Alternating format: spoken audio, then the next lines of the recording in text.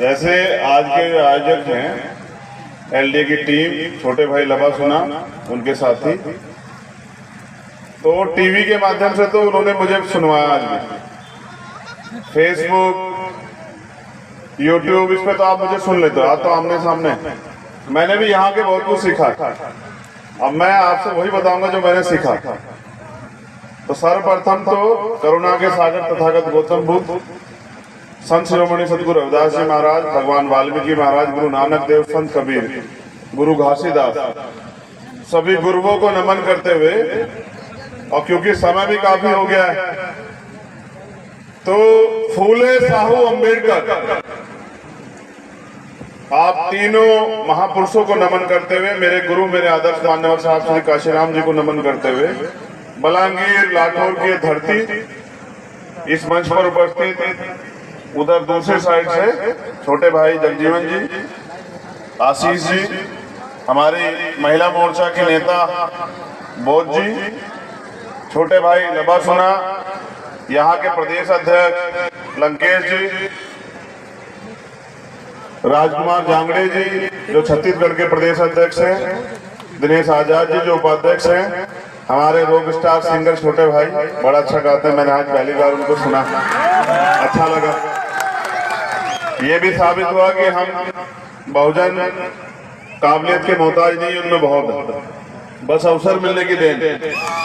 यहाँ और हमारे रास्ते पर जो एक साथी हैं भीम आर्मी के मनोज जी, यहाँ उपस्थित तमाम माताएं बहनें, नौजवान साथी, और एलडी और भीम आर्मी की उड़ीसा की पूरी जिम्मेदार टीम, आप सबका बहुत बहुत धन्यवाद, मुझे आपने यहाँ बुलाया।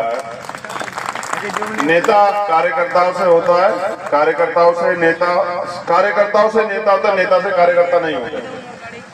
जैसे इंसान की रीढ़ की हड्डी उसकी ताकत होती है, ऐसे नेता की ताकत होती है उसके कार्यकर्ता। और हम तो परिवार है भीम आर्मी के लोग।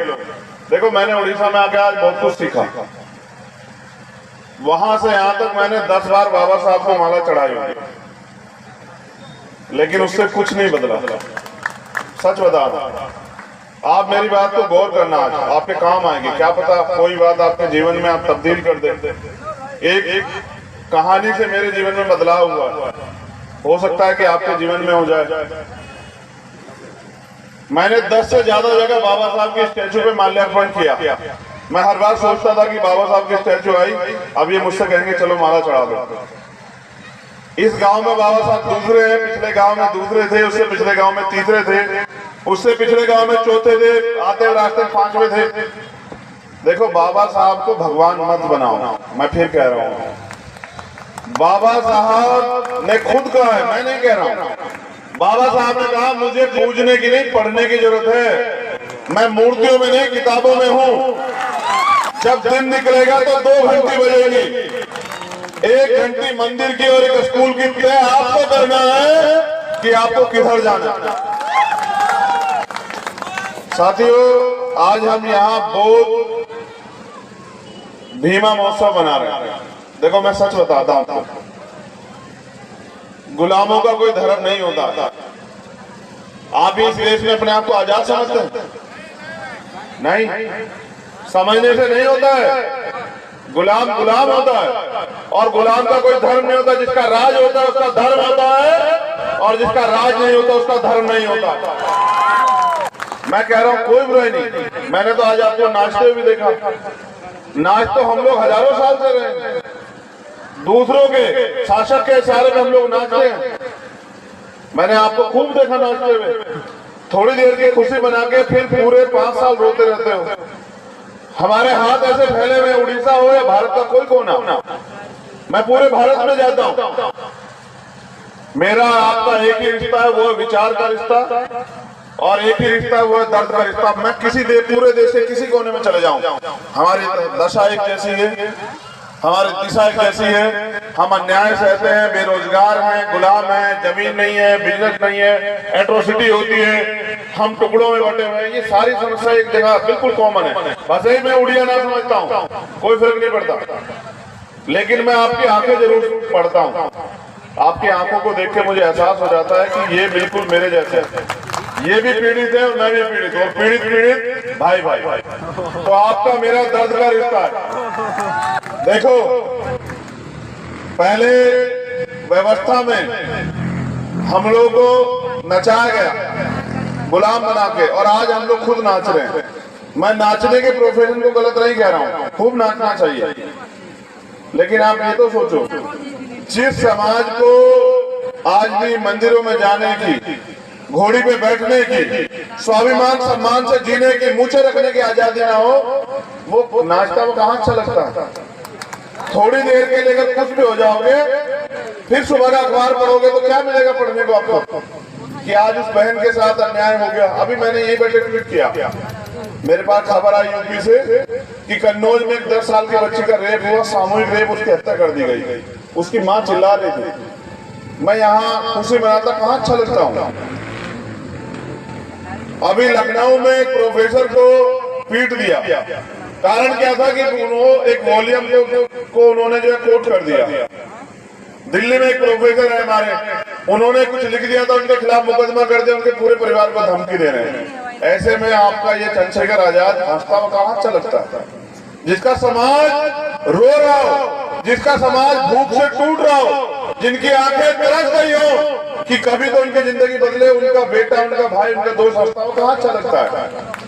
नहीं, हंसना अच्छी बात है, लेकिन मैं तब हंसूंगा जब इस समाज की दशा और दिशा बदल जाएगी, तभी हंसूंगा। उससे पहले हंसना जो है वो इस समाज के साथ धोखा हो। थोड़ी देर की खुशी में हम लोग भूल जाते हैं। मैं जब आया यहाँ और मैंने देखा कि जोश तो बहुत है, अगर इस जोश को हमने दिशा दे दी और ये तैयार हो गया, तो मैं विश्वास से कहता हूँ कि वो दिन दूर नहीं कि जब भारत में बाबा साहब अम्बेडकर के सपनों का जो है ना राज आ जाएगा। वो दिन दूर नहीं है। देखो, उड़ीसा हो या छत्तीसगढ़, कर्नाटक हो या केरल, और महाराष्ट्र हो या यूपी या हो जम्मू कश्मीर, सब जगह बाबा साहब अम्बेडकर एक ही बात, एक ही विचार देके गए हैं कि उठो, जागो, शिक्षित बनो, संगठित बनो, संघर्ष करो। और क्या बौद्ध भीमा महोत्सव बनाने वाले लोग जानते हैं, जैसे मैंने कहा था कि गुलामों का धर्म नहीं होता, गुलामों का जिनका राज नहीं होता उनका धर्म नहीं होता, तो तथागत बुद्ध इस धरती में पैदा हुए भारत की, और उनका जो धर्म जो दुनिया में गया, आज चाइना बुद्धिस्ट कंट्री है, जापान बुद्धिस्ट कंट्री है, उत्तर कोरिया बुद्धिस्ट कंट्री है, 18 से ज्यादा बुद्धिस्ट कंट्री है। भारत में वो लोग संख्यक क्यों हैं? आपने कभी सोचा? कभी आपने नोटिस किया कि जो धर्म भारत से दुनिया में गया और उस धर्म को मानने वाले लोग पूरी दुनिया में जो है ताकतवर बन रहे हैं। बताओ, चाइना का मुकाबला नहीं कर पा रहा है कोई। वो धर्म इस देश में अल्पसंख्यक क्यों है? हम इस देश में जो शासक हुआ करते थे, जो इस देश के रूलिंग क्लास हुआ करते थे, वो इस देश में गुलाम मोहताज कैसे बने? कभी सोचा आप लोगों ने? साथियों, चिंतन करना पड़ेगा, और खाली चिंतन से काम नहीं चलेगा, खाली चिंता से काम नहीं चलेगा। हमें दृढ़ संकल्पित होकर अपने लक्ष्य की तरफ बढ़ना पड़ेगा। और जिस दिन आप लोग दृढ़ संकल्पित हो गए, मैं लिख के कहता हूं कि वो दिन दूर नहीं कि इतिहास फिर दोहराया जाएगा। देखो, बाबा साहब ने क्या सिखाया, मैं सिर्फ आज बाबा साहब पे बात करता हूं, लेकिन बाबा साहब से पहले ज्योतिबा फूले, अगर ज्योतिबा फूले की बात ना हो तो बाबा साहब अधूरे हैं। छत्रपति साहू जी महाराज की बात ना हो तो बाबा साहब अधूरे हैं। लेकिन आप बाबा साहब को ज्यादा मानते हैं तो मैं बाबा साहब की बात करूंगा। बाबा साहब ने अपने 4 बच्चे कुर्बान करके हमें राइट दिए, अधिकार दिए, जानवरों को जीवन से निकाला हमें। उन्होंने हमें पढ़ने का अधिकार दिया, लेकिन हम देखो कितने स्वार्थी हैं। हम पढ़ते क्यों आपको पता है? सिर्फ नौकरी करने के लिए, इसलिए पढ़ते हैं, और कोई कारण नहीं है पढ़ने का। अगर आपको ये बता दिया जाए नौकरी नहीं मिलेगी तो आप नहीं पढ़ोगे। आप चेक करवा के देख लो, मैं प्रैक्टिकली बात कर रहा हूँ। अगर ये भारत से ये हटा दिया जाए कि सरकारी नौकरी, प्राइवेट नौकरी नहीं होगी तो आप पढ़ोगे नहीं। लिख लेना मेरी बात। पहले लोग पढ़ने नहीं देते थे, आप पढ़ते नहीं हो। पढ़ने का अधिकार हमें इसलिए मिला था, हमें बाबा साहब सीखना चाहिए था कि आज भी 300 साल बाद उनके जैसा विद्वान पैदा नहीं हुआ, हमें उनकी तरह वो पढ़ाई करनी चाहिए थी। उस पढ़ाई को करके हम लोग इस देश के लिए आवश्यकता बन जाए कि अगर इस देश में किसी भी चीज की जरूरत हो तो हमें पूछा जाता है। बाबा साहब नौकरी के लिए थोड़े पढ़े, नौकरियां तो उनके आगे पीछे घूम रही थी, वो तो ज्ञान के लिए पढ़े, और जब पढ़े तभी तो इतनी सारी वॉल्यूम लिखी। उनकी किताबें क्रांति प्रतिक्रांति पढ़ के तो देखना, इलेक्शन ऑफ कास्ट पढ़ के तो देखना, तभी तो पता लगेगा असल क्या है। ज्योतिबा फुले ने गुलामगिरी लिखी, पढ़ के तो देखना। जब तक आप अपने महापुरुषों को पढ़ोगे नहीं तो उनके विचारों पर कैसे चलोगे।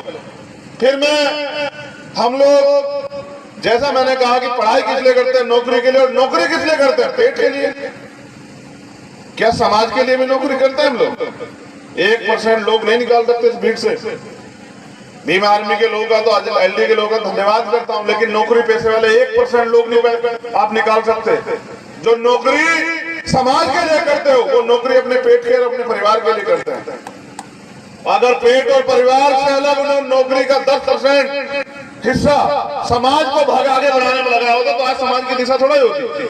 हमें अपने अंदर आकलन करना चाहिए कि हम पढ़ाई क्यों करते हैं, नौकरी के लिए, और नौकरी क्यों करते हैं क्योंकि हम पे अधिकार नहीं है, हम पे सुविधाएं नहीं कि सुविधाएं मिल जाए। हम समाज के लिए थोड़ा ही करते हैं। हम राजनीति भी तो करते हैं किसके लिए? अपने लिए। वरना 131 MP schedule caste schedule tribe के, आप बताओ एक ऐसा मामला बताओ जिसको उन्होंने खड़े होकर कहा कि सरकार की ज्यादा अगर हमारे लोगों के साथ अन्याय अत्याचार हो, क्यों नहीं कहा?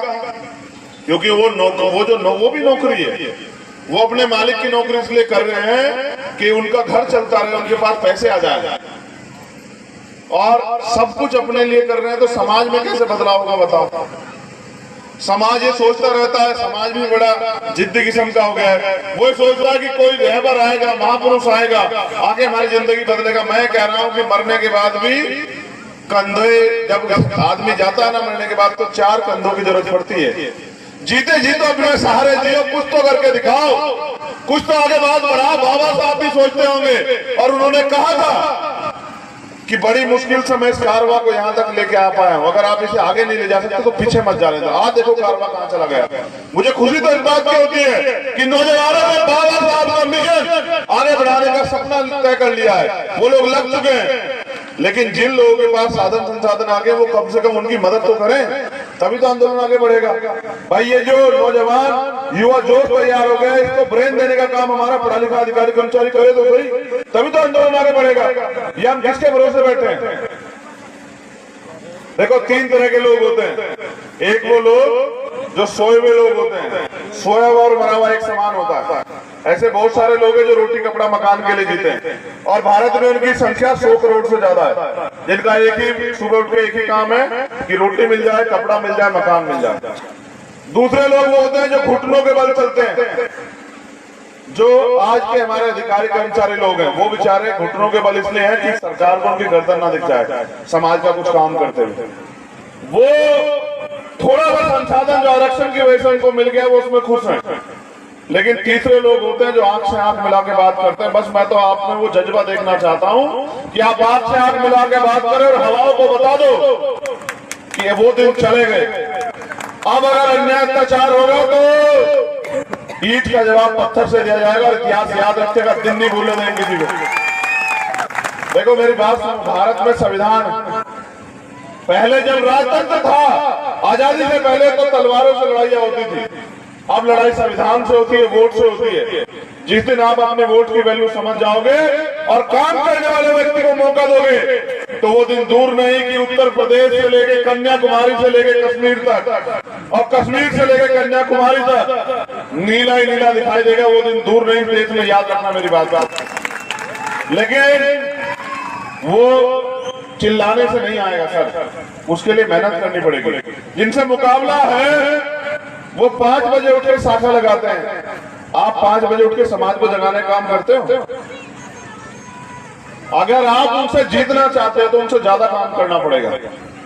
और यहाँ की जो सरकार है वो 35 साल से सरकार में है, वो और उनके पिताजी। इस बार मुझे प्रदेश अध्यक्ष ने बताया कि यहाँ बाबा साहब अम्बेडकर का मूवमेंट खड़ा होने लग गया है, यहाँ गली गली जय भीम की बात होने लग गई है। इस कारण से मुझे पता लगा मुख्यमंत्री जी इस बार बाबा साहब को नमन कर रहे थे।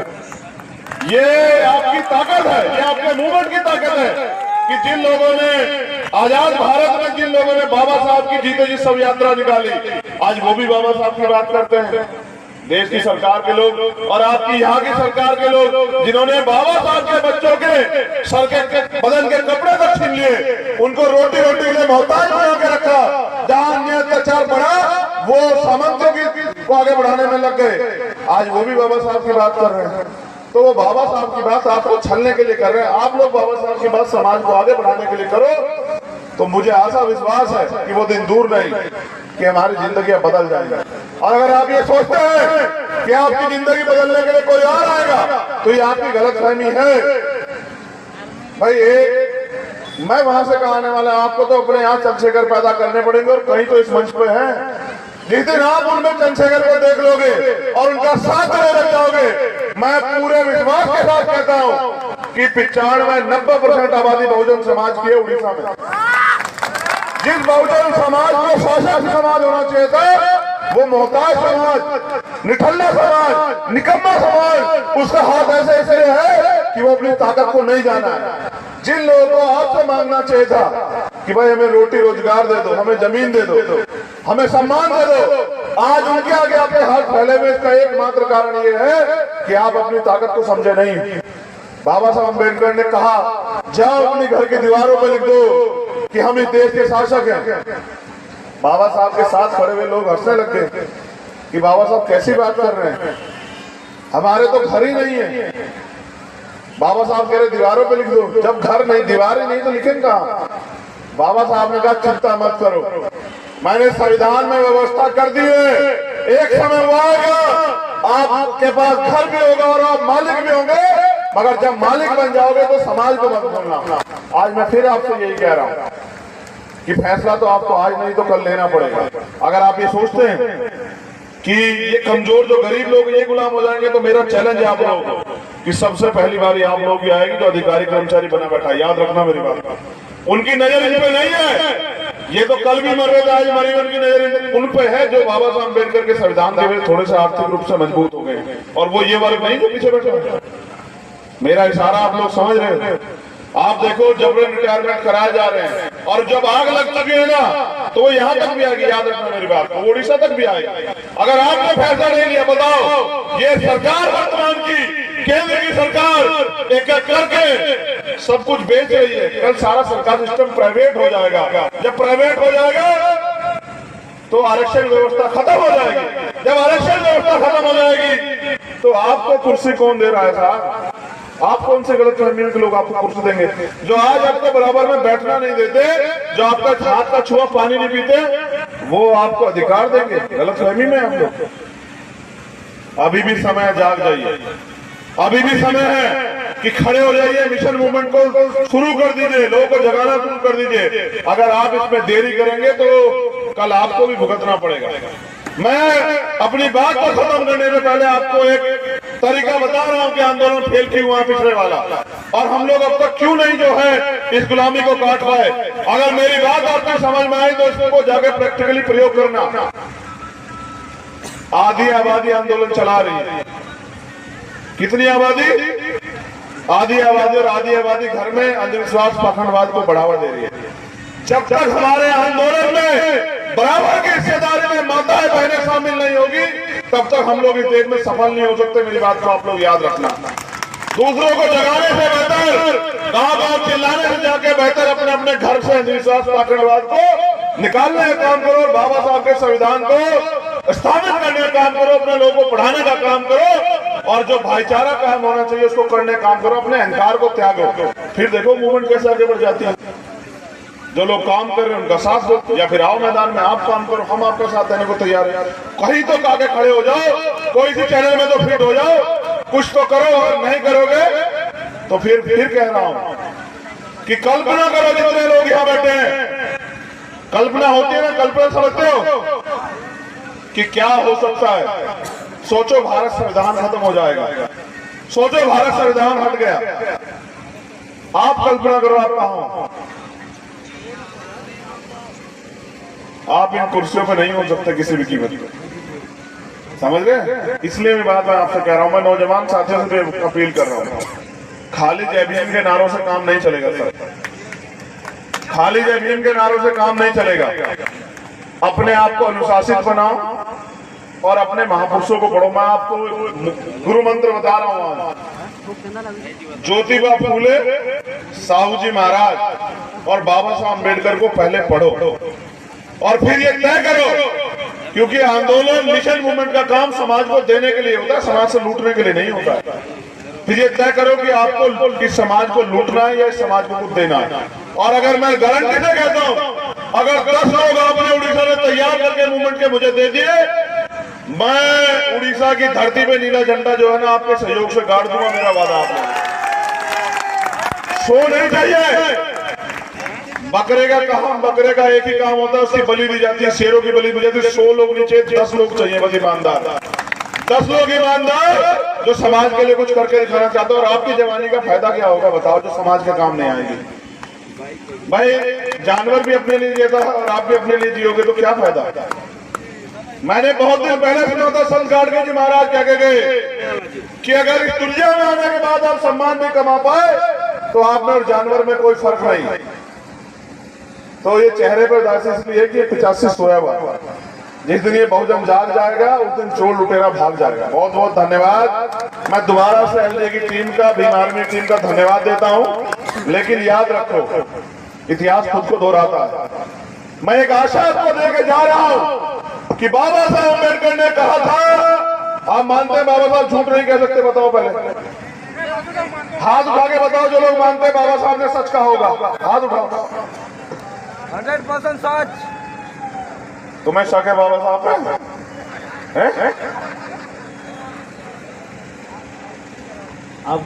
आप जो कहे कि बाबा के नाराज से काम नहीं होगा, मैं दिल से अनुशासित होने के लिए कोशिश करूंगा। मैंने तुमसे अनुशासित के रूप में पूछा कि हाथ उठाओ, तुम ये मानते हो कि बाबा साहब ने जो कहा वो सच है?